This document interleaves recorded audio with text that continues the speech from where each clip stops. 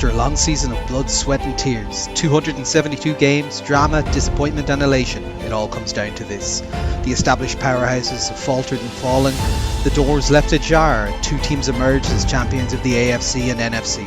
Now they face each other in a game that feels new, even though it feels somewhat familiar. The Patriots travel to Denver, battling both a fierce defense and the elements in their bid to bring back glory to their franchise. In the blinding snow, their defense refused to back down, and neither did Drake May. People say their schedule was soft and that they only played tomato cans all year. Yeah, they beat the crap out of them. You can only play what's in front of you, and they've torn through the appetizers and are ready for the main course. The Seahawks hosted the Rams in their third match of the season, not willing to relinquish their crown as kings of the NFC West. Yeah, their defense is good, but can you trust a Sam Darnold offense? How about 345 yards, 3 touchdowns and no picks? Can you trust that? How about the most points per game in the postseason? Will that work for you? Red hot and riding a 9-game winning streak. But I'm sure everyone expected this, right? And I have them riding that defense all the way to a wild card, 10-7. I have them 7-10. I just don't buy that offense yet. Ronan's bang in the middle there, 9-8. The shadow of Bill still hangs over the scene. I mean, I am a little bit optimistic about this as a thing. Yeah, I don't think the Patriot, way is coming back and they're going to start winning Super Bowl. I've been off the Stephon Diggs train for a few years. I've got them going 9-8, good for the 7th seed and going out in the wild card. Slower build for me, 7 wins, 11th in the AFC. So I picked them to win 9 games. This is a maximum 9-win team. The Seahawks soar to Super Bowl 60! And the aggressive call by Josh McDaniels sends New England to the Super Bowl. The stage is set. McDonald versus Vrabel. May versus Darnold. Your Super Bowl, the Seahawks versus the Patriots. So hello and welcome to All Four Quarters, your one-stop shop for news, views and overreactions to all things NFL. We got 3 of us on the call today to look forward to this fantastic Super Bowl. We've got Conor here, we've got Ronan. Hello. And we've got Harry. Hello. Other Patriots fans weren't available. Yes. Unfortunately, Sean, mentioned some very happy news. He's the birth of his child and so on, but he's decided to now ignore his first child, the podcast, which was here first, and still deserves love. But we're understanding, and Harry is happy to stand in as the other Pats fan, the OG Pats fan. Really, he was on the podcast as a Pats fan before Sean was. Sean was just the stepdad to the Pats fans in the audience. Although some would say he is the dad that stepped up. So how are we getting on, lads? Ronan, been a while. How's all down in Cork? Wet at the moment, but other than that, grand. Yeah, obviously a lot of stuff going on in life over the last half a year or so, but like my beloved Seahawks, I've come back out, been ignored the entire season, but I'm ready to take it all and take it all today. Yeah, you see, this is the problem, Ronan. You broke first. Yourself and Sean have both decided to go into hiding as your teams are doing well and winning in the playoffs. And then, because that was happening, you couldn't break it, so you had to stay off the pod. But you see, you've broken, you decided to come on and discuss it, whereas he stayed off. So if it's that specific thing that's keeping the luck going, that means the Patriots are now going to win. Yeah, but I'll just have to live with that for the rest of my life, I suppose. Yeah, that's true. How about yourself, Harry? Any crack? No, not much. Quiet enough over here. To be honest, it's my second podcast recording of the week. So I'm all, living a thrilling life in that regard. Just mourning the loss of Zaytoon on Camden Street. This week as well. For those who don't know, it's Zaytoon is a kebab shop in town that Harry was a big aficionado of. Still am, but they still have one branch, but one of them's gone, and it's the second branch to close down. So pouring one out for a real one. All our memories of drunken nights in college ending there. Yeah. Although I think I was reading about it online and I saw someone saying that it's now something like 20 quid for a kebab meal in there. It just seems that might have something to do with it. I think they're in a vicious cycle where the overheads are so high, the prices are having to go up, and then because the prices are going up, less people are going there, quality's dipping. They seem to be in a little bit of a spiral at the moment. So it's very sad because they're one of the OG good quality kebab place. But time moves on. It does. Nothing too wild or crazy with myself either. Back into work. getting ourselves ready for Super Bowl weekend. Looking forward to it. We'll be seeing you guys live and in person next weekend, so that'll be good crack. But I suppose we'll fly through a few bits of news before we get into the game. So the NFL is growing its international footprint. They've just struck a multi-year deal with the Bernabeu Stadium in Madrid to hold multiple games there over the next coming years. And we're going to get our first French game. It's going to be held in Paris, and it's going to be between the Browns and the Saints. So some anger is still harbored by the US against the French, as you rightly said, Harry, probably over the Iraq War stuff still, because that is a rough game to be sending there.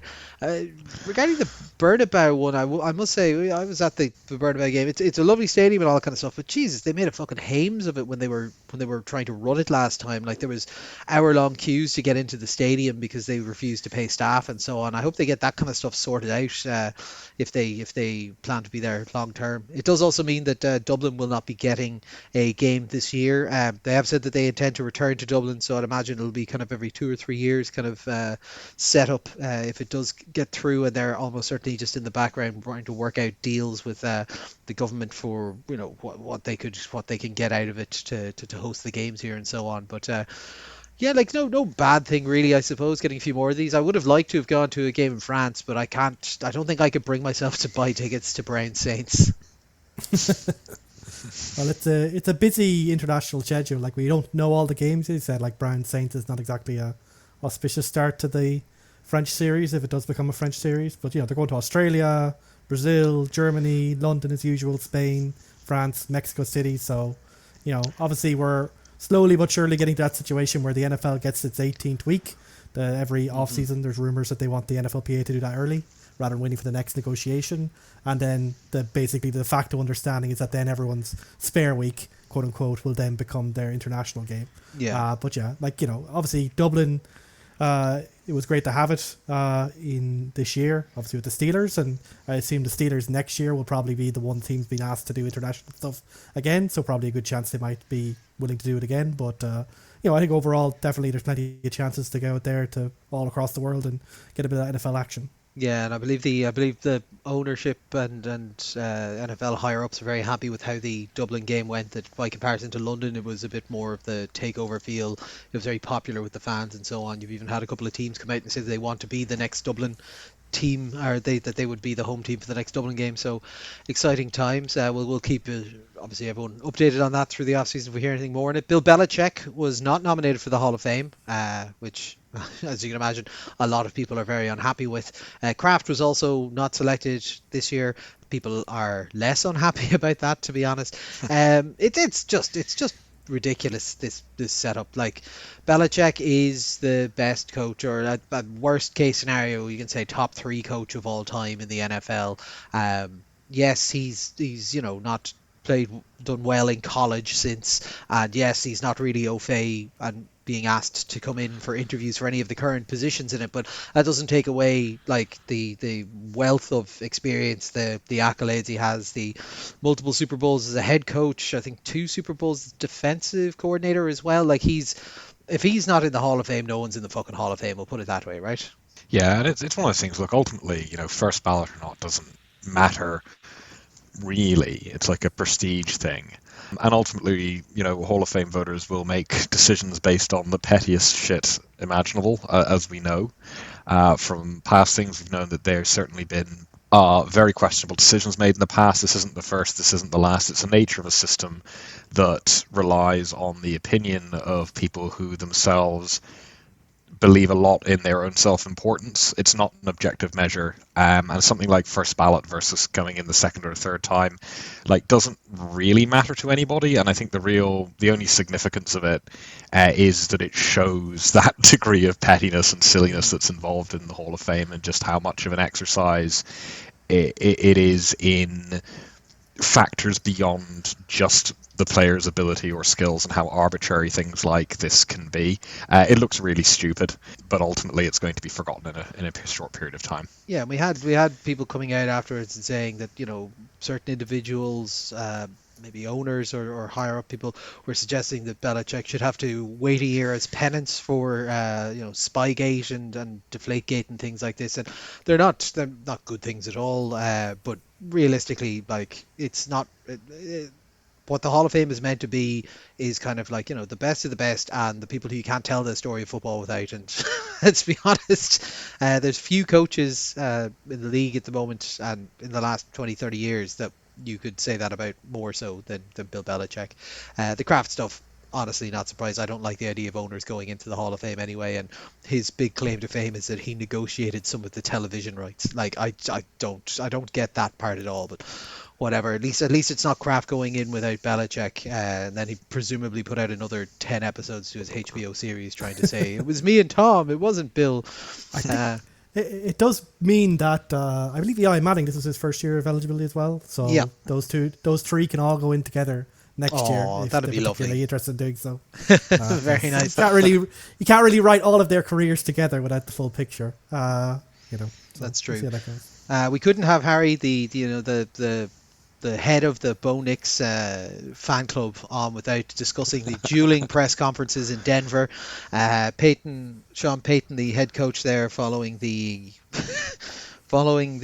exit of the team from the playoffs, hopped onto a conference call and started talking about Bo Nix's chronic foot injury, saying that he had several surgeries beforehand and that this was a problem, to which Bo Nix said, "Keep my name out of your damn mouth," and called his own press conference to say, "I don't have a chronic issue. He shouldn't be talking about this. He doesn't know shit about it."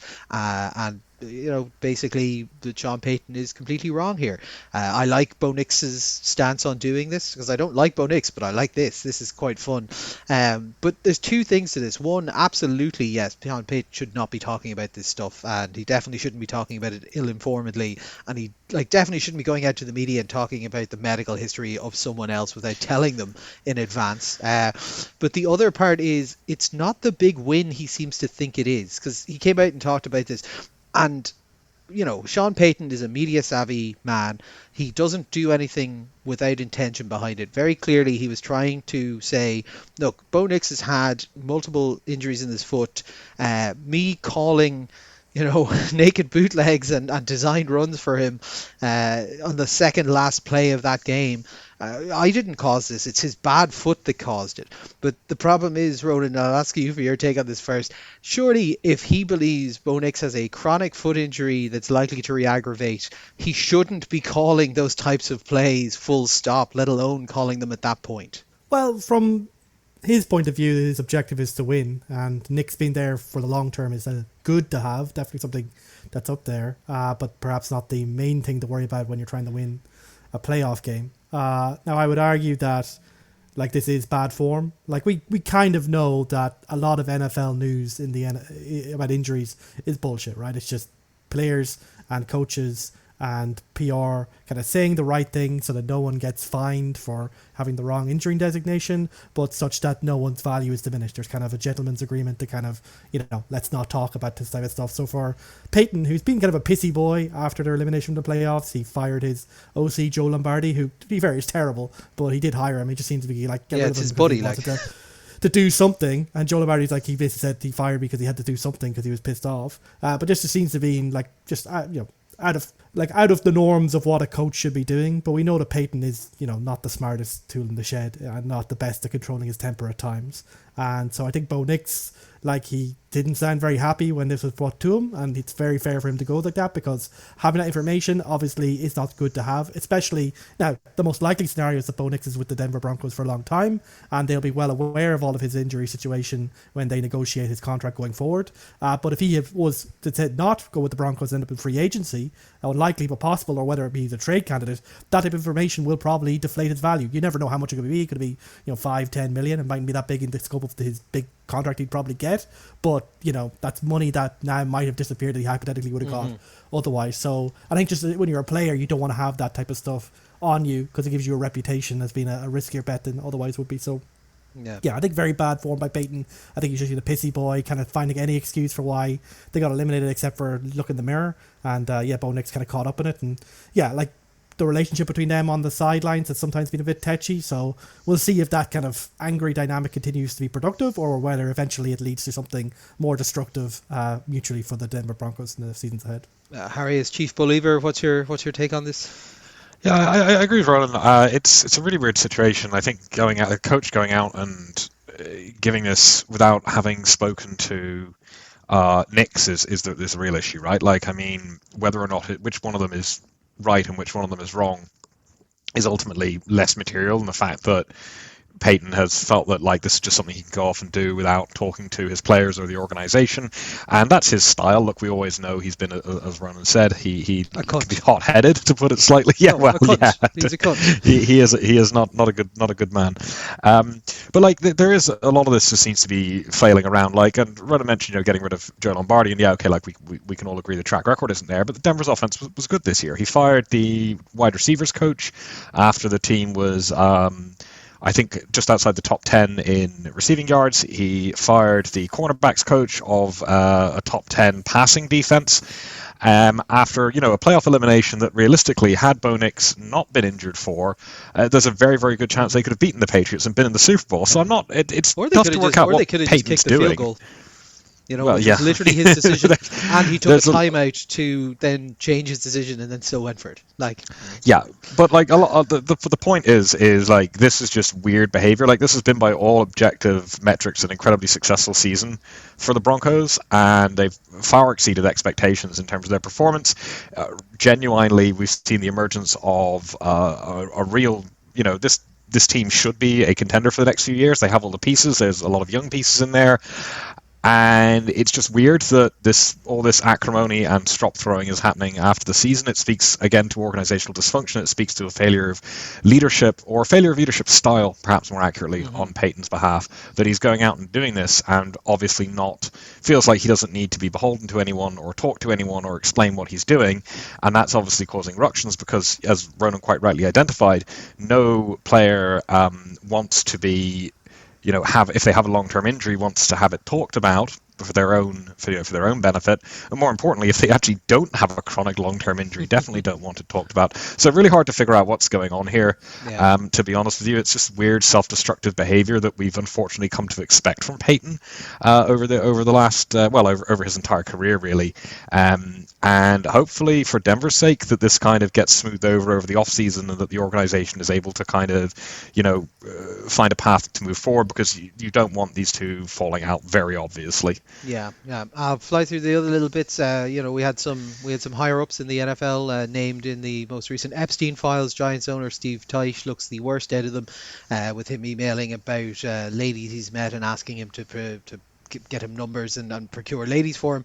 They also talked about Robert Kraft's massage parlor stuff. Apparently, Kraft contacted him to try and get the name of a good lawyer in Florida, which is great look for him. And then also, in the most bizarre of the lot of them was dangerous Russell Wilson turning up in them because he wanted to buy Epstein's plane off him, but wanted to keep it out of the media, apparently, because he was in the middle of contract negotiations and thought not that being connected with Epstein would look bad, because this was prior to all the Epstein stuff coming out, but more that if it would look bad in contract negotiations if he looked wealthy enough to be buying a private jet. And finally, this one is mostly for Ronan, because he, like me, a big Pro Bowler guy. Shedeur Sanders got named to the Pro Bowl. Just shut it down. It's over. The Pro Bowl no longer matters. I'm afraid. They literally played it on a Tuesday. It's nothing anymore. It's literally just part of the circus of Super Bowl week now, and it's like, second day of Super Bowl week, Pro Bowl, just put it in there. And it's basically just cheap out it by basically putting it. It's obviously the same location as the Super Bowl stuff, so it's just like cheaping out as much as possible. I think the only reason they won't get rid of it for the next season or so is because obviously flag football is part of the Olympics. And I think there's a big interest in having the Pro Bowl as the one official NFL big endorsed flag football event. The other element as well is they're going to have to start removing language around it in contracts, because there are players that have incentives tied to Pro Bowl nominations as well, so they just have to start phasing that out through the union as well. But which by the way is the dumbest thing. I don't know. The Pro Bowl. All Pro is one thing, but Pro Bowl, it's a fan vote, for God's sake. Exactly. It's a good incentive to hire PR people, I suppose. It's a weighted vote between fans and players, I believe. But if the fans are, the fan votes are usually pretty stupid. Yeah.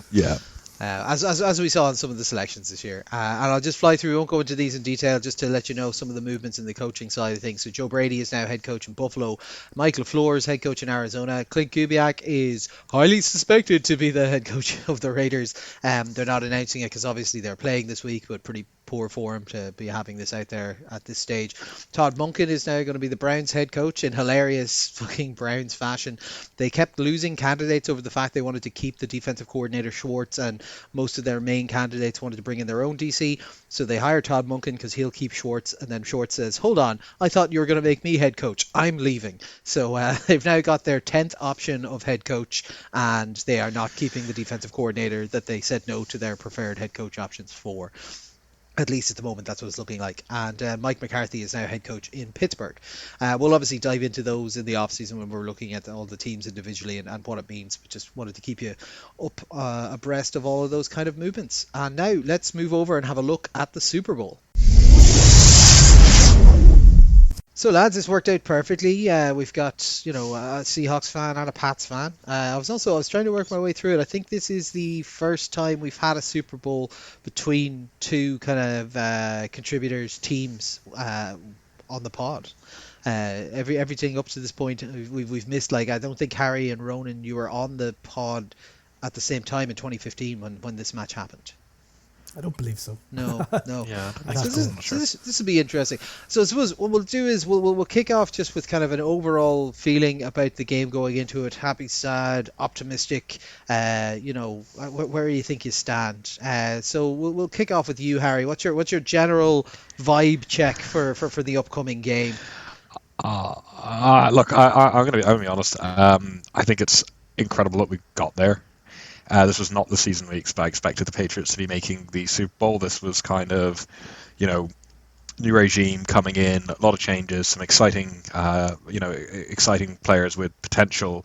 Obviously, the schedule helped, the division not being very good helped as well, but definitely did not anticipate this team would be in the Super Bowl. I think this is a tremendous overachievement given where we were supposed to be in the process of rebuilding. And it's genuinely remarkable.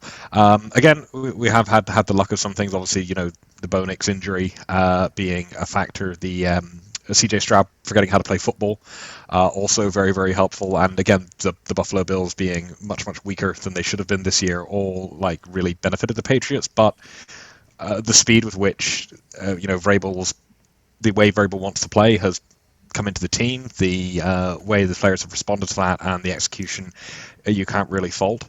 So I'm spoiler, I'd be very surprised if we win this, but we've pulled off a fair few surprises along the way at this point.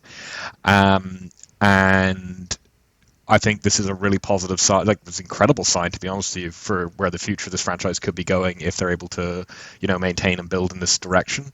But I am going to completely honestly, I was not expecting the Patriots to be here at all.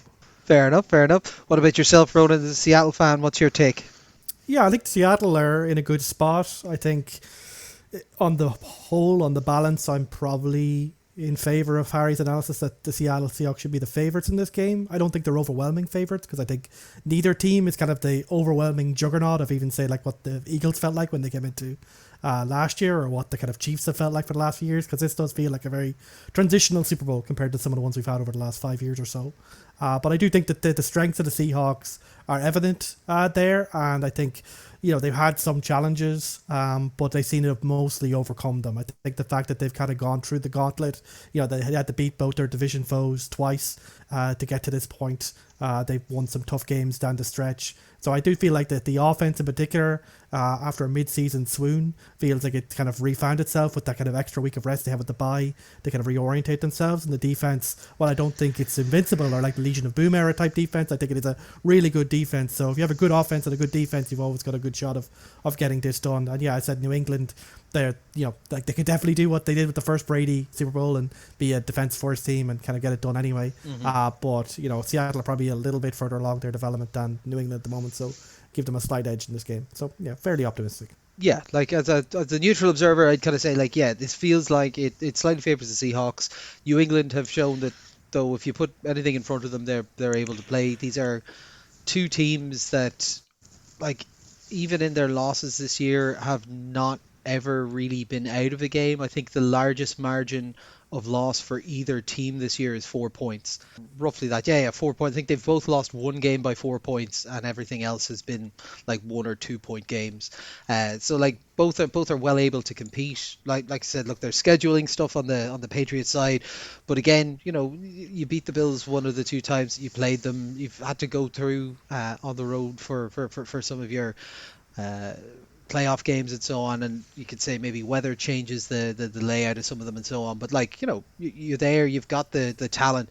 I think the major difference that I see between the two is the consistency I've seen out of Seattle over the last little while versus the inconsistency out of New England, because New England, I think, can hit incredible highs. We've seen individual drives where the offense looks incredible and then it goes to sleep for 3 or 4 series and then goes, oh yeah, we should probably keep playing, and goes back to it.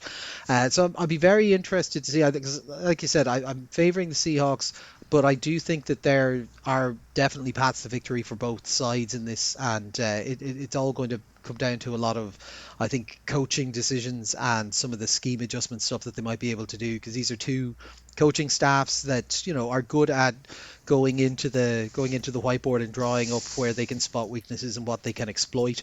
So I expect to see a good bit of that in this game. So let's kick off and look at the Seattle offense versus the New England defense. So like Seattle, the knock on them, particularly in the back half of the season, was that their offense fell off a cliff following the first game against the Rams. The Rams decided to play a very different type of coverage against them. That was then kind of adopted by some of the league. So there was an increase in man, but the problem with playing man against them is that Jackson Smith and Jigba exists, and you're going to have to keep just feeding the ball to him. So you need to put an extra man on him or a bracket coverage.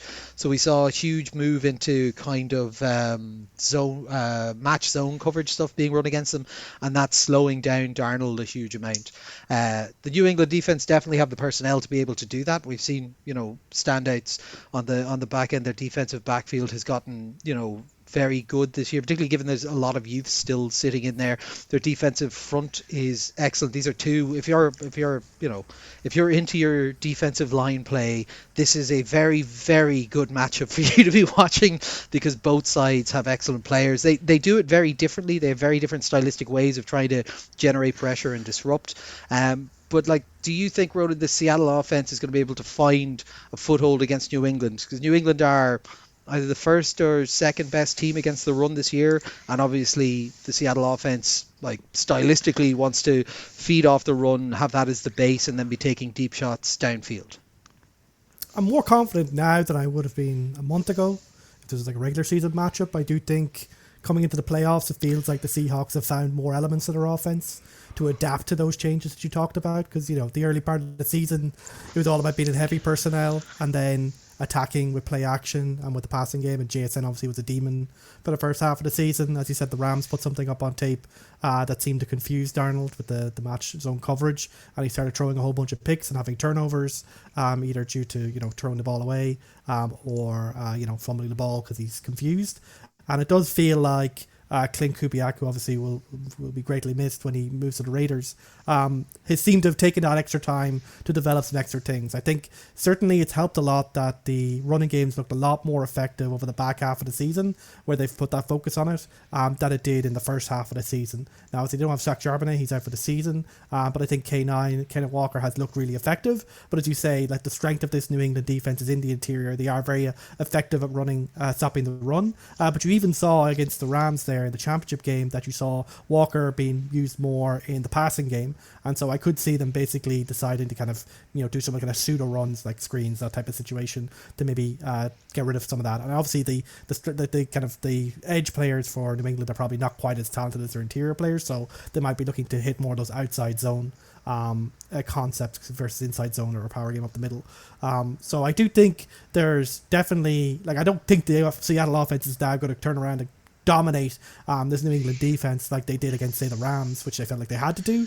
And I don't think it's a situation where Mike McDonald is going to go all out unless he feels like it makes sense to do so, like if New England are putting up points themselves. I do think the one big thing with Sam Darnold, and obviously lots of history here, lots of ghost busting happening with all the comments about Darnold back in the day playing against New England, is that in the playoffs, it feels like Darnold has not been quite as hasn't been quite as risk taking or quite as stupefied by that defensive stuff. I think when he just sees stuff, he's just doing something, and if that just means throwing the ball away or whatever, just dumping it off, I feel like he's been a bit more.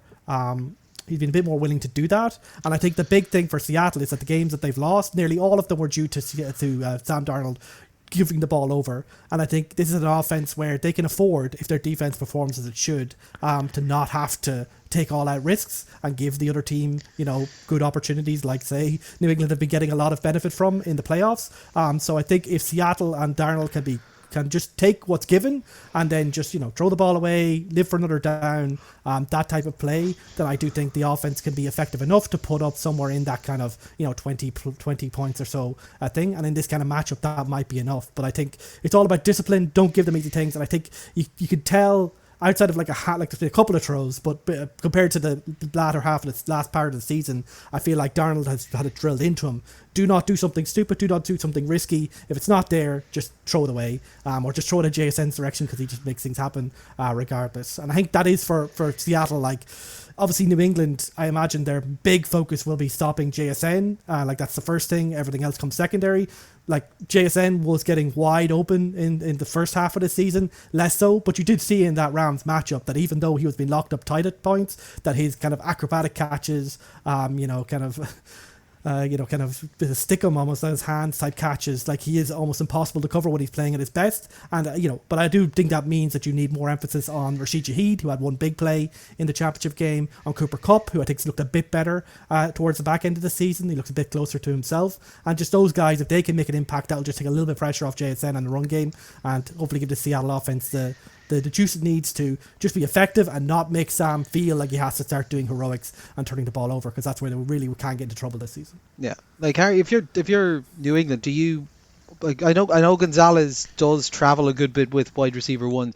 Would you just send Gonzalez onto JSN and shade a safety over him and say, look, beat us with Jake Bobo, or make Shaheed do it outside of special teams? I mean, it's tempting to do something like that, but what we've seen in situations like that with Seattle is that they're not afraid to move JSN into the slot in those kind of situations. And if you're trying to do that, kind of have your number one corner trail and then have the safety over the top of that, if JSN is moving inside of the formation instead of outside, like, you have to change your whole defensive game plan around that, basically, if that's what you're trying to do. And suddenly everything you're trying to do on defense is now contingent on where is this guy lining up, and that opens up so many other opportunities, not just for other receivers potentially, but then again, if you want a safety and support on, say, the run game, that person is now moving around based on where JSN is. They might not be in the best position to potentially do that. If you have, as Ronan quite rightly pointed out, you can use the running back then in the passing game, like we've seen, and we know that Seattle have. Kenneth Walker is a very talented receiver. Suddenly, you've got that extra attention being paid to a wide receiver. There might be more space coming up underneath now, or coming between the linebackers where safety would be otherwise. So I don't know, and I think it's something that might be done in certain situations, but I don't think it's going to be necessarily be the default game plan, because I think that opens up too many opportunities for Seattle to find other ways to kind of pick up those smaller plays, or in the case of Shaheed, potentially a big play, if New England are giving too much attention to JSN. It might be the kind of thing that they do if they see him Seattle line up in certain formations that they like the look at. They see him lining up outside, very much in the X role. That's where you might see that kind of thing. But I think that the temptation has to be avoided to just be like, this is how we're going to shut that guy down all game long, because that's not going to happen. And really, very, very few teams have been able to do that. Yeah. The other concern, I think, for around that is that when it comes to the Seattle offense, just briefly on this and how New England are going to deal with it. What we've seen, and this is something Ronan touched on, but I really want to emphasize this a lot more. One of the classic criticisms of Sam Darnold is, quote unquote, seeing ghosts, right? And I think we did see that a lot in that sort of more fallow period where he was running around like a headless chicken. New England need to be able to put pressure on him, because even if he improves his game in the way Ronan talked about, even if we see him just make quick decision, get rid of the ball, New England being able to make him uncomfortable and to not give Seattle time to develop plays is going to be really, really, really important. And the pressure that New England can potentially get on him, although we do have a few question marks at linebacker coming into this game, just in terms of injuries in overall health.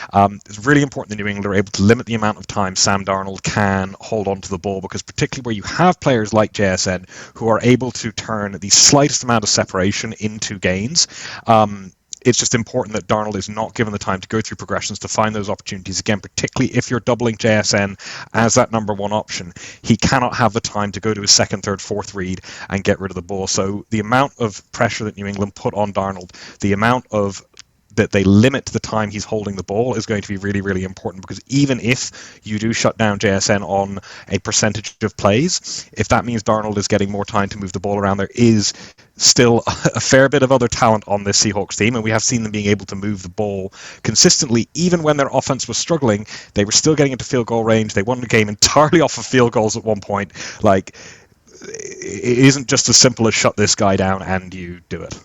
Yeah, no, I get you, and I think you're right. Yeah, like there's question marks over. I think it's two of your linebackers, Landry and Spillane, are coming in with some questionable designations. Chazon's been playing very well of late as well, so I imagine him on the strong side is going to be kind of quite important on controlling some of the outside run stuff if they try and get the running back out into the flat on catches and so on. But yeah, like this is the thing that's interesting about this one overall, and I think we'll see it reflected on the other side as well. Is that I think a lot of these matchups are matchups where we think defenses could very much win out, and I think our our expected score lines are reflecting that somewhat.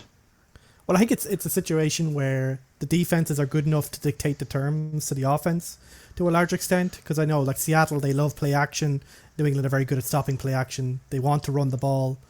New England obviously have Christian Barmore, Milton Williams at the million. They've been eating up running backs for breakfast all day. So that basically says, okay, can you, Sam Darnold, kind of chip away at this offense, or can someone like Rashid Shaheed get behind a Carlton Davis or a Marcus Jones or something like that? And the reality is that New England have been pretty good at stopping the deep ball more often than not.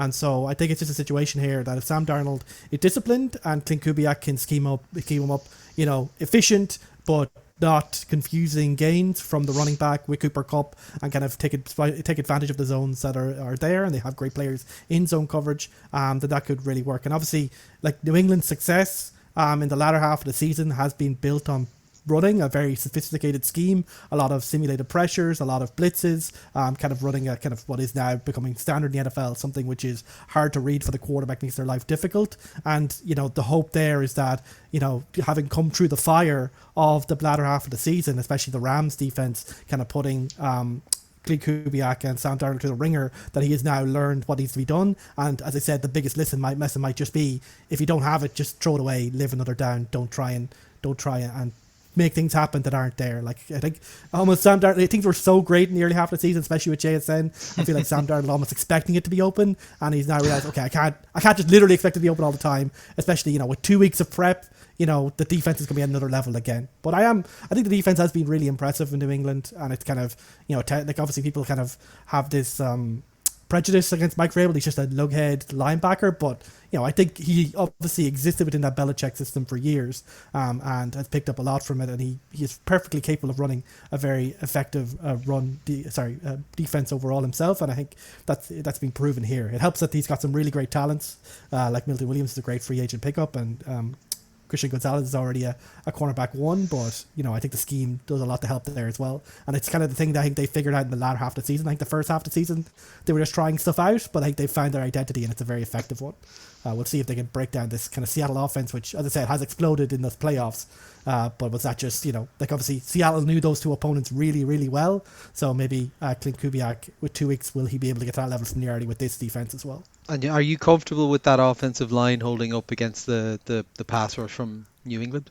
I don't think it'll be a disaster. Like, I think one of the biggest things that I probably saw versus what I was worried about in the offseason was this offensive line. But I do think Gray Zabel, amazing first round pick there, someone who's really solidified the left side of that line. I think Bradford is probably the weakest point, but he's been solid, and I think he's a good, like, large offensive lineman, so I don't see him being someone who gets like utterly dominated in a physical sense. He's not one of these undersized guards who ends up getting bullied. And Sundell and Lucas, I think, have both been solid players. So do I think New England will get their wins in the offensive line situation? I think they almost certainly will, but will they be like utterly dominating them in a kind of a way that makes the Seattle offense completely fall apart? I don't really see that happening to that level. So I think that could be probably where I would probably shade it for New England, but I don't see it being like the utter domination that leads to Sam Darnold being like given like 2 seconds, getting sacked, fumbles, all that type of situation. I think if he gets sacked, it'll probably because if he gets a little bit confused, holds the ball a bit too long, and then get into that 3, 4, 5 second situation where any good defense will eventually get to you. Yeah. Moving over to the other side, then New England's offense taking on Seattle defense. I think this game is won or lost on this offensive line, and frankly, it's not really been up to snuff of late. Mays has taken 5 sacks in both games of the playoffs, and look, they were against good defenses and defenses that were sending a lot of pressure and so on, but that's not phenomenal. Albeit that Seattle's defensive line have been causing pressure and disruption, but not getting a lot of sacks. I think they only sacked LA once in their last game. The problem for me stems from Will Campbell, who looked good for the first half of the season at left tackle, has been pretty fucking bad of late. He's given up 4 sacks in the postseason already so far. His T-Rex arms. Yeah, like it seems that actually some of the things we joke about might actually impact whenever you're looking at this. And the problem is the Seattle pressure stuff. I talked about it on some of the previous playoff game pods, but basically, like their ability to kind of sit in their base personnel and move pieces around to allow them to kind of get angles of attack and so on people are going to cause a problem here. Very specifically, if you look at Byron Murphy, who kind of tends to be on the inside at their kind of nose tackle spot, but he doesn't play over a center. He plays over the guard, normally either directly over the guard or under the guard's inside. Your problem is he's normally lined up on the left guard, and then the left guard might be looking at the left tackle or at the center to assist him, and that I think is probably the weakest point of New England's line at the moment, because obviously Will Campbell is not doing well. Jared Wilson, who's their left guard, he's a rookie, so these things will happen, but he's not exactly been stellar at the moment. And just the way that I've been watching the Seattle defensive line find these little ins and angles of attack and so on is very, very worrying for me. So how do you think, Harry, your O-line are going to be able to counter this kind of thing? Because they haven't had success against the other defenses, albeit, I don't think Seattle's defense is Houston, but I don't think they're a million miles away from Houston. Yeah, I was wondering when we were going to get to this. This is probably the biggest question for New England. And in a way, it's weird because it does mirror, I think, one of the big questions for the Seahawks as well, as Ronan talked about.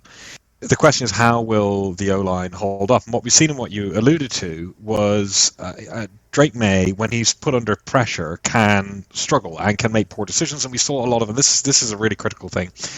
Not just the sacks, but the turnovers that were generated in the playoffs by May being under pressure, by either getting rid of the ball when he shouldn't have, or by holding on to it too long and fumbling, basically.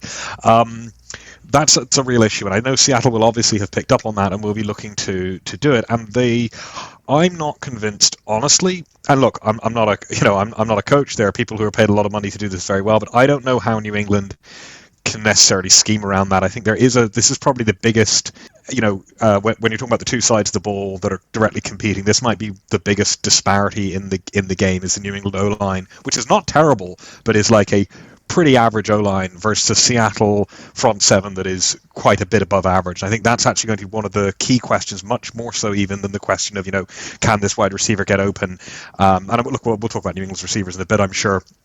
But I think this is a key thing, and for me, this is a question that I don't know the answer to, because I'm not sure that New England have the talent necessary to do this. I think we might be looking at a lot more kind of drawing up a lot of quick plays to try and make sure that May isn't holding the ball and is being constantly given outs. It might be that we look at kind of your dump off is your second or third read instead of your fourth or fifth kind of situation. Mm-hmm. Obviously, New England will be looking to establish the run quite significantly, and the O-line has been, I think, shown more in rushing than it has in passing. But equally, Seattle very, very strong against the run. If you look at I think they allowed less than 100 yards a game during the regular season. They were quite a bit ahead of the Patriots in that regard, who were also a very good run defense. So I think for New England, it's the two key things. I don't think you're going to win that battle necessarily, so you have to work around it. And I think how well you can establish the run game and how effectively you can move the ball while taking shorter, less risky options, but still progressing down the field.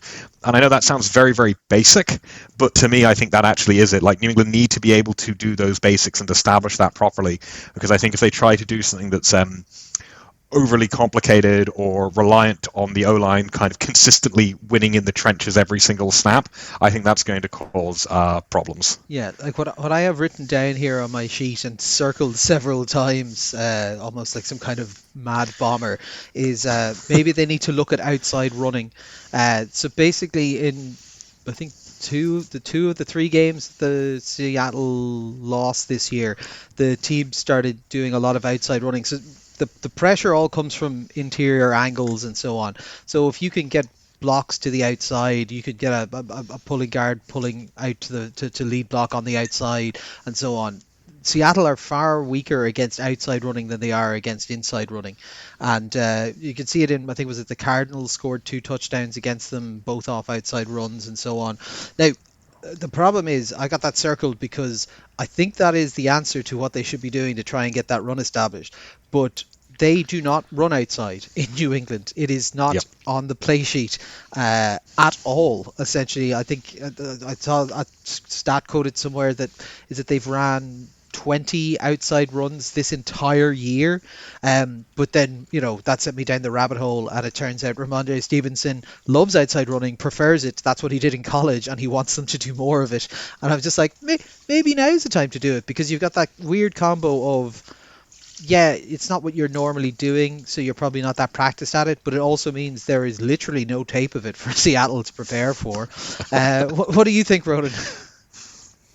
Well, it's interesting. Like, I think obviously if New England wants to win or have points, the best thing they can probably do is like review both of the last 2 Rams games and see if they can replicate, even in a lesser way, what the Rams were able to do against this defense. It seems like they had the Seahawks defense on skates at certain points of the thing. Like the Seattle defense came through in the clutch in the second half of that game, and in the first half they looked all over the place. Like, guys like Devin Witherspoon are really talented, were falling over their heels, not quite sure what to do. Now the problem is, like, the Rams have like Puka Nacua and Devontae Adams and Sean McVay, and Josh McDaniels is a great offensive coordinator, but he's not Sean McVay, right? And they obviously are doing this with Steph Diggs in the twilight of his career, with Quayshawn Boutte, with Mac Hollins, and so obviously New England's first ideal choice would be to win with the run game. And obviously they've leaned very heavily, if he was on Ramondre in the playoffs. They've kind of gone with the guy who is consistent, better in the pass game, reads his blocks more effectively, obviously a veteran presence, and who seems to have got rid of the fumbles that kind of marred his early part of the season. But maybe if you're going to go outside, if you're going to rely on maybe something that, hit the hole and just go, then Travion Henderson, who obviously is an explosive player who can make big things happen quickly, a bit more like Kenneth Walker for the Seahawks, maybe a bit more him mixed in would make sense, and obviously that's going to be something that's going to be less on tape of him compared to Ramondre. But I think that doesn't really feel like a Mike Vrabel move. I think he'll trust the Ramondre show, and I think Ramondre is a good enough guy that they can probably get solid production, but it probably won't be a situation where they can lean on the run game to lead them through that. So that means that the pass team comes in this, and I think obviously the offense this year is light years ahead of where it was last year, and I think McDaniels is slowly coaching Drake May into being like a classic quarterback. I think some of the scheme stuff, I've seen criticism of it, is not quite perfect, but I think given the personnel, it is very impressive what they're able to get away with. And I do think like the secret sauce, obviously in the playoffs for New England, is that Drake May has just been willing to run, like a bit like Josh Allen or Patrick Mahomes.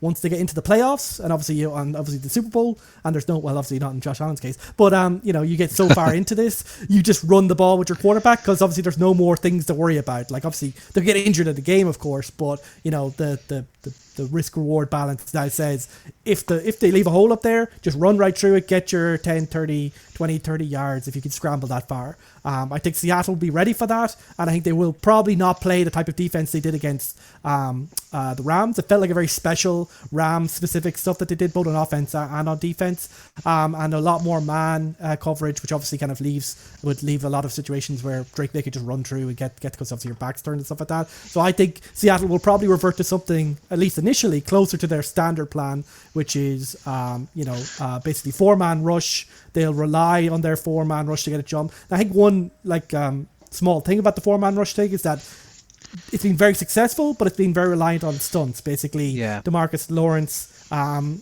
Leonard Williams kind of have certain tells, and I think basically the Rams had figured out that basically in the last 2 matchups, and they were literally pointing out like this, they're doing this stunt, and if you know the stunt doesn't work anymore. And Seattle aren't an amazing offense, or Sam Darnold the defense hasn't been amazing getting sack production when that breaks down. And I do wonder then, if that works, that base plan, stay in nickel, basically get the 4-man pressure, get pressure on Drake May, do what like the Houston did to them in the playoffs and just get those turnovers from May and take advantage of those. That'll be great. But if that doesn't work, it'll be interesting to see whether Seattle decide to get out the good China, as it were, which I did feel they kind of did a little bit in the second half. They started getting a bit more exotic with their looks. And remember, Mike McDonald was hired partially coming from Baltimore on the basis that he was building this completely new type of defense, which was very modular, where you never knew what the defense was going to do, which had a large amount of simulated pressures and blitzes and complex blitzes and stuff like that, kind of similar to what New England are actually doing at the moment themselves. And he hasn't really had to do that because the defenses work so well with this 4-man rush, nickel defense. So if it doesn't work, I wonder, like the Rams game, whether they'll start bringing more exotic things and seeing what they can get out of out of the young quarterback Drake May and see what they can happen there. Like, I think the reason that they want to play in that base defense is because they found a really, really good balance there. Like, I think at linebacker they have Ernest Jones. He's been really great. Obviously, amazing pickup from the Rams. Really aggressive. Is good at getting turnovers and kind of cleans up what the defensive line doesn't usually get if the defensive line is anyway beaten. And obviously, that defensive line has supreme talents like Byron Murphy and Leonard Williams. And DeMarcus Lawrence has been great. And they also have some depth because Jerron Reed in the interior defensive line. And then they have guys like Derek Hall, Boy Mafe, Uchenna Nwosu. So they have rotation, which is kind of one of the things that we kind of say traditionally good Super Bowl teams have, like the Eagles have had in the past. So that defensive line, if they could get that to work with the 4-man thing, great. But behind that, Ernest Jones, usually paired with Drake Thomas, who's been overperformed but isn't really the linchpin of the defense. But I think the most impressive thing, and I think that's probably been the biggest boost as the season's gone on for the defense, has been the emergence of Nick Emonwori, who's kind of like a safety linebacker, nickelback hybrid, and he's just amazing. Like, he's just all over the place. He almost feels like a mix between the best parts of like Cam Chancellor and KJ Wright and Earl Thomas. Like, he makes those big hits that Cam Chancellor used to do. He sniffs out like those kind of short plays, like screens and stuff, like KJ Wright does it. And he has that close down speed like Earl Thomas, so that even if he does make a mistake, he's able to make up for it and kind of just defeat them with pure athleticism when that's required. And he just kind of pulled the whole rug together, very much a Big Lebowski type player. And that lets the rest of the defensive backs kind of play at their best. Devin Witherspoon continues to be a great chess piece, but he hasn't been required to go into the box as much as he would last year due to the emergence of Emonwori. And then you have guys like you have Josh Jobe, who's kind of overperformed, but they've been pretty solid. Reek Woolen, who, despite being a complete knucklehead, is a supremely talented player and perfectly capable of shutting down, say, a Keyshawn Booty in the deep game because he has elite speed himself. And then in Kobe Bryant and Julian Love, you have 2 very good safeties. I think people would probably say Kobe Bryant's the weakest link, but that's above average type safety play. You'll have got a lot there. So I think for the Seattle, the big thing that they want to avoid is allowing Drake May to win with his legs. They don't want him to be able to run. They don't want any runs happening from the running backs or the quarterback, and they want basically Drake May to beat them like a quarterback has to, and kind of prove that he's the next Tom Brady by playing like Tom Brady effectively. And I think they'll make a big focus on that. If he can start doing that, then as I said, that's when they might start getting more exotic. That might when Mike McDonald starts getting the good stuff out and seeing whether he can confuse this young quarterback and get stuff out of him. But Seattle's base strategy of using this 4-man rush with the nickel defense, with Emonwori being kind of the major chess piece in that, it's worked so many times. It's shut down so many offenses.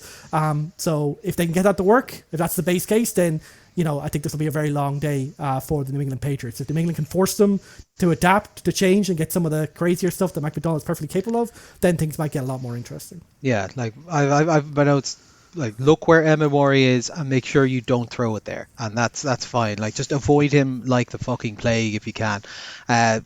For the passing game, yeah, this is the thing. Like, they have a very strong secondary as well, and Emma Mori kind of helps that a lot because if they've got a very good structure to it for being able to pass players off between them if needs be. I think the weak point is the safeties. So the idea being, if you can maybe get Booty one-on-one against a Bryant or a Love a bit deeper down the field, that'll be your deep shot kind of thing as well. But yeah, it's interesting just when you were saying, Ronan, about the stunts being seen. It was when you look back on the tape of the Rams game, it becomes incredibly evident where they just look and they see how wide is Lawrence, and if he was inside, they're like, that's fine, he's not doing anything this time around. And if he was like 3 feet wide, they'd be like, okay, that's where it's coming from, keep an eye on him, boys. But yeah, it's very effective, and it allows them the extra man in coverage and so on. It's almost an interesting mirror, because obviously the offense somewhat, like they came into this year with an offense and defense that were working really effectively out of the gate. The offense kind of got figured out in the middle of the season, and they had that, like, basically with the base heavy and then kind of play action off that. And that kind of figured out, and they've had to adapt to that. Whereas it feels like the defense outside of the Rams games, they haven't really been found out. So it'll be interesting to see how they react if they end up in a situation where, obviously, with two weeks of prep, and Josh McDaniels a very experienced coordinator, if they start getting beat, how do they react to that? Because I think they're not quite as, like, maybe emotional as, like, the Legion of Boom was, but they do still feel like a defense that when they start winning, they start enjoying it, they start feeding off that energy. But if New England can kind of keep them from having those type of momentum, it'll be interesting to see how they react to that, because they aren't put in that position very often. Like, Hunter Henry's been very good this year. I think he leads the Patriots in touchdowns from all your players, and Seattle have been pretty bad against tight ends all season. I think they're like bottom 5 in the league against tight ends, certainly in terms of yardage they are anyway. So maybe that's the route, maybe that's the safety valve over the middle that you have as that quick option out for him if other guys are getting covered. Yeah, no, precisely. I think this is kind of what I was alluding to in terms of having, those kind of shorter routes on your second, third read rather than sort of later down the progression. And Hunter Henry and Drake May have had a really good connection this season, so it would not surprise me to see him utilised in that way. Although the team hasn't been afraid to send Henry, on deep routes.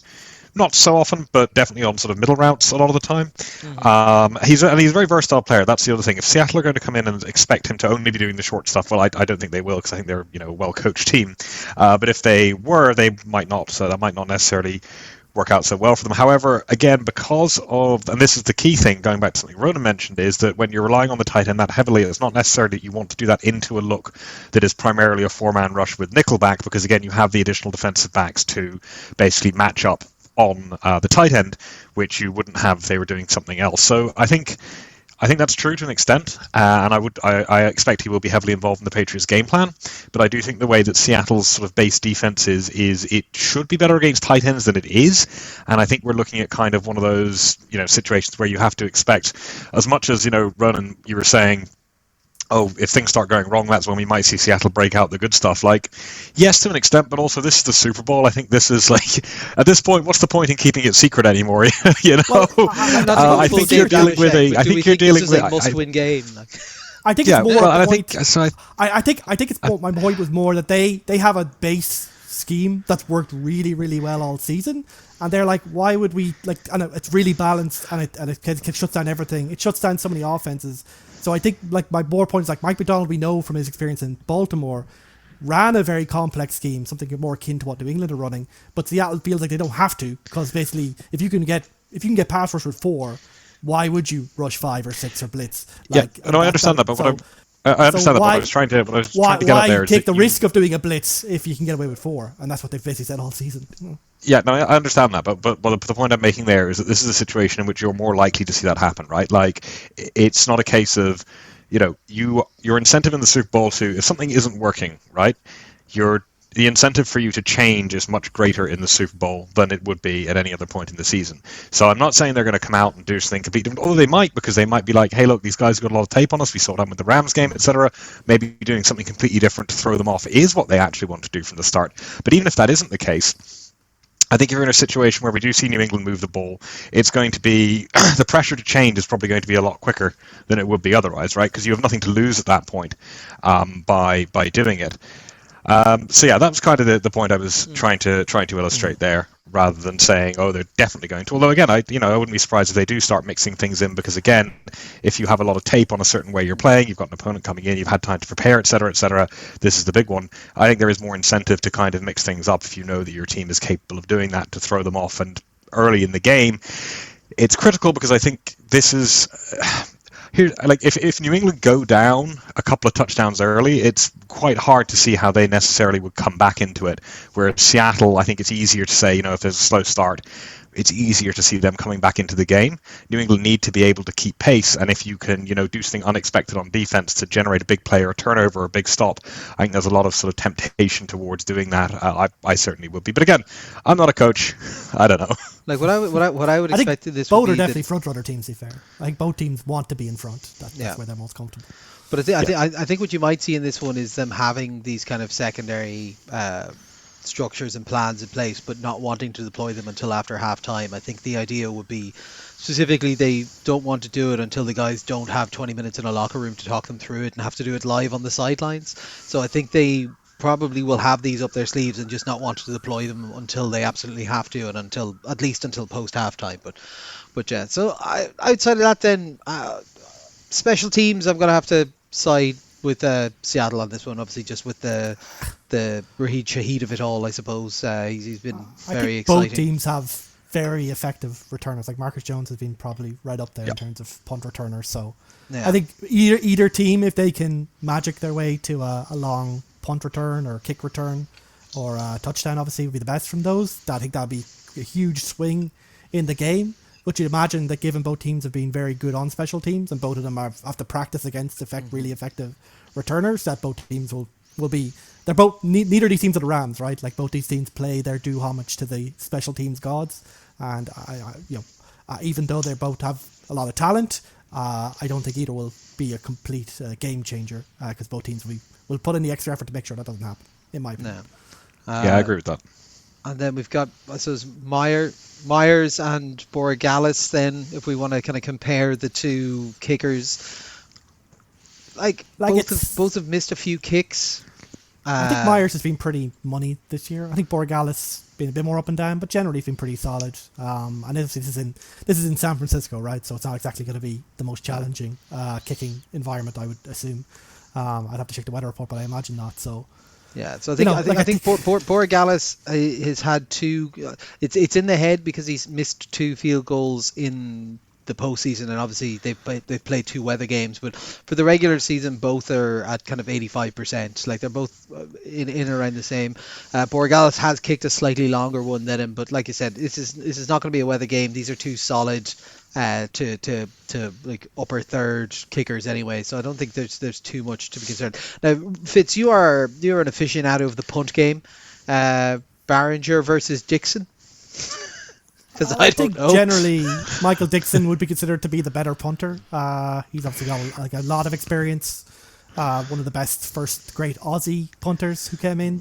But I don't think it's a huge New England are bad at punting or anything like that. Like I said, this isn't this case where either special teams is going to be likely to be a disaster like the Rams has tended to be. So well, I will say, I think if you're coming in and saying, this is going to come down to the punters, something's gone horribly wrong somewhere else along the line. Well, the punters will be important, but you want this to be hard. Like, those hidden yards do matter, especially now with the kickoff rules and stuff like that. But it's very hard to feel that at the moment. It's only when you do the game long review you might see that extra 20, 30, 40 yards you got for quote-unquote free from the punt game might become more important if it ends up being a close one. And I will say, we've given what our score predictions are, I imagine positional gameplay will be quite important. It could come down to Julian Ashby versus Chris Stoll, who's got the better long snapper. That could be the real question here, but let's hope that doesn't happen, because that'll be quite worrying. Okay, any last... there's a Pro Bowl vote the fans know about. Yeah. Any last elements you wanna highlight, or will we go to your 30-second pitch for your team to win? Well, do any of us want to pretend that we know anything about Bad Bunny? Oh yes, I've gone out of my way to inform myself about Bad Bunny. I've listened to his most recent album once or twice, and a couple of his older ones as well. Yeah, it's good fun. I'm not sure it's like what I would expect vibe-wise from a stadium show, but I can definitely see how you could do it up as a big stadium show. So, and also like he told ICE to go fuck themselves there at the Golden Globe, so that's good. Yeah, I'm not going to pretend. Funnily enough, I'd never heard of Bad Bunny before his guest appearance at another Super Bowl halftime show, and Fair enough. I was like, "Who is this guy?" And people were like, "Oh, he's huge," and I was like, "Oh, really?" So I'm just old, ultimately old and European. But yeah, he seems like a pretty chill guy. So fair play to him. Super popular as well. Apparently, like just a massive act. My ignorance more than anything else. So big get, obviously, for the NFL to have him in, and yeah, the fact that he's making a lot of very unpleasant people extremely upset is pretty nice. I also quite like he's catching a lot of flack because he's doing the Super Bowl show, but says he won't he won't do a tour in the mainland US at the moment. And they're saying, "Whoa, but you'll do the Super Bowl," and he goes, "Well, yeah. My concern is if I play a gig in America, ICE will raid the gig. I don't have that concern at the Super Bowl," which is a completely fair point. I think the only strange thing is like I'm used to not really, like I'm not a big music head, so I'm used to not really knowing the songs. But I'm even surprised. I'm like, okay, like I'd like throw on like his top 3 most popular songs. I'm like, I don't think I've even heard these, like basically nearly or most of them. Which is unusual because just by osmosis being on the radio, whatever, you kind of usually pick up they do that song. Okay, fair enough. This is what getting old feels like, I suppose. Yeah. Yeah, or just the complete breakdown of a popular culture as being a concept. But fair focus him, and he seems like a cool dude. So hopefully he hits the bangers. Yeah. Did a great turn in Happy Gilmore 2, if I remember correctly. He was the caddy guy, I think. But yeah. Very good. So let's get it. Let's start with Ronan as they're the favourites. Give us 30 seconds on why the Seahawks are going to win. I think Seattle have shown in the playoffs that they can adapt their offense, so that Sam Darnold isn't the weakness that we thought he was going to be. I think given that, New England's defense will need to be really on their top game to bring the ghosts back, and I think Seattle can put up enough points to win this game. On the other hand, their defense, is there something figured out there by the Rams that New England can use? We'll see. If not, then Seattle have used a very effective scheme all year. They'll see if they can turn to Drake May and ask him, can you beat Tom Brady? Can you beat us chip by chip, play by play, no big plays? If they can force him into that situation, I give Seattle's defense the edge that they can get done, and we'll see some more of these turnovers that have really hurt May in the postseason and make this a win. Good. Harry, give us the pitch for New England. Yeah, tough one because I don't really believe in it. So, I'm just going to go hard. I'm going to say Drake May is Tom Brady. Drake May is the new Tom Brady. He is going to beat Seattle the way that he needs to, and is going to put such pressure on Seattle in the pass game that it will open up the run game and allow New England to actually play the style of football they want, because Seattle will have to respect Drake May in the best case scenario where everything 100% goes completely right. But genuinely, I think that's the key thing. New England need to be quick. They need to get Seattle off balance. They can't let Seattle figure out their rhythm of the play, and if they're able to do that, this is a defense that can be beaten. We've seen, obviously, Seattle have lost games, so other teams have put up quite a few points against Seattle on certain occasions, and if they're able to do that, I think there is a chance for New England to win here. The defense is very, very solid. If Seattle can't get the run game going themselves and have to put a huge amount of it on Darnold, that is where you could see the pressure come in. If he's put under time constraints, you can force him to make those mistakes, and whoever wins the turnover battle is almost certainly going to win this game, given that it's probably not going to be super high scoring, but I always get that wrong. So yeah, that's my pitch on it. I think it is up to Drake May, and you know what? I think there's a very good chance, because we've seen him do it time and time and time again this season, that he has been able to step up. Yeah, very He's good. The GOAT. Drake May. No, in fact, Drake May is better than Tom Brady, because Drake May is going to go into halftime leading this game. There you go. Well, see, this is the thing. I was going to say the one thing that worries me is the obvious comparisons that will be drawn to the 2002 Super Bowl, the greatest show on turf versus New England, where Tom Brady went in and won, and they were up 14-3 at halftime in that one. But that was, I don't think were the Rams in the division at that point, or was that pre-alignment for the NFC West? But Yeah, like the St. Louis Rams are coming in with the superstar offense, the best defense. People said the Patriots didn't have a chance. They were about 5-point underdogs as well. I actually think they were more than 5-point underdogs in that one, which is, I believe, roughly where the line is at the moment. And it's just I kind of don't want the Patriots to win purely to avoid an entire off-season of Brady comparisons, and this just being the reference point that's used. But yeah, I'm going to move to score predictions because I'm not going to pitch. You guys have given the two sides of it. I am going Seattle in a close one. Seattle 24, New England 20. I'm going close as well and low scoring. Seattle 14, New England 10. I funnily enough, I actually have Seattle by the biggest margin, and I have Seattle 27, New England 17. Okay, and Sean has Seattle 20, New England 13. So we've all gone for Seattle, which means New England are going to win. As you heard in the stinger at the start, we are very good at understanding football and getting it correct.